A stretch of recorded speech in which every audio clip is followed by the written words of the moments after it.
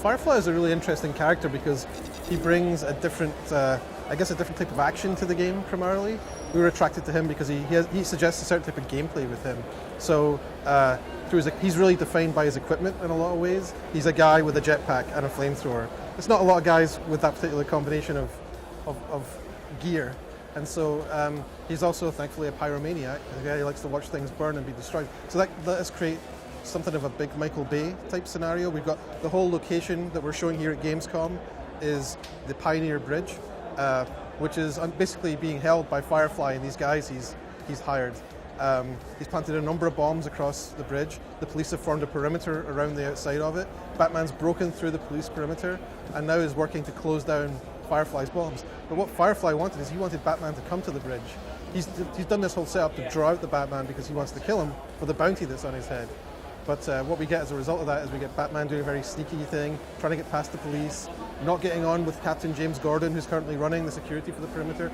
Both of them have different ideas as to how this Firefly problem should be contained. They're not working together as we know they later in their careers. So we get to have personal friction, we get to have this great action scenario, and we get to have this amazing boss game with this really over-the-top, amazing technological creation that is Firefly in his suit. We're very inspired by what happened with Mr. Freeze. Mr. Freeze uses the core mechanics of the game, right? Like, if you're playing the game, playing the Predator gameplay where you're sneaking up behind guys and taking them down, you might have used just a couple of the techniques before you get to Mr. Freeze in Arkham City, but then when you get there, suddenly there's this exam where it's like, okay, do you know everything? Do you remember everything you were taught? And it's kind of a hair-raising experience playing that and realizing, oh man, I haven't studied for this exam. You've got a couple of the techniques probably, and everyone learns a couple of different ones and favors them. But suddenly when you're playing Mr. Freeze, you have to use your whole set of skills built around Predator. Well, what we want to do for our bosses in the game was really to expand on that feeling of using core abilities, core gadgets, core free flow, core Predator, and have different bosses which kind of explore how you could use other mechanics but inspired by the way Mr. Freeze felt. The way we iterated on the combat system was really to grow on that really solid core that was there in the previous games. And rather than kind of drill out holes of that core and start changing things, it was more to build on top of that. So we've added characters like the martial artist, who's a character who can fight a little bit like Batman. If you played Batman, Arkham Asylum or Arkham City, you'll know that one of the things that really defines the fighting is Batman countering.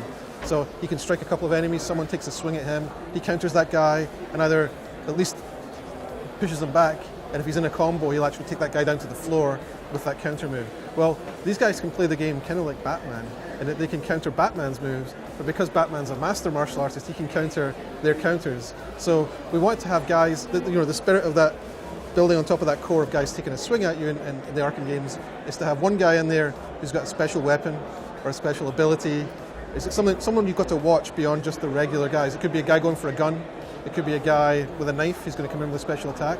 So the characters we've added, the kind of archetypes we've added in Arkham Origins, are someone else you have to watch for a different reason in that group. It may be because he's helping other guys in the group, maybe because he's got a special attack, or you have to do special inputs to take him out.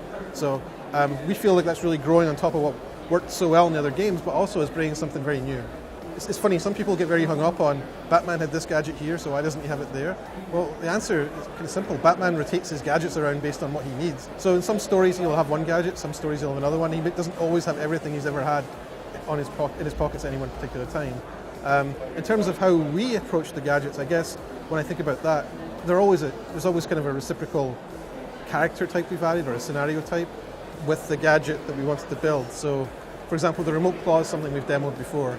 So we build scenarios where you can use that, and in some cases you actually need to use it to get through the scenario, because we knew we want to create a type of encounter, or a type of room, or a way of navigating that the player would need this ability to deal with it. So he gets a sense of mastery, he builds up his experience, he becomes better and better with the gadget, and eventually we get these kind of masterclass rooms, which might be a really tough Predator room or a particularly tough fight, where if you haven't practiced with the gadget so far, you might struggle a little bit. But when you get to this room, if you've practiced well with it, you'll ace it.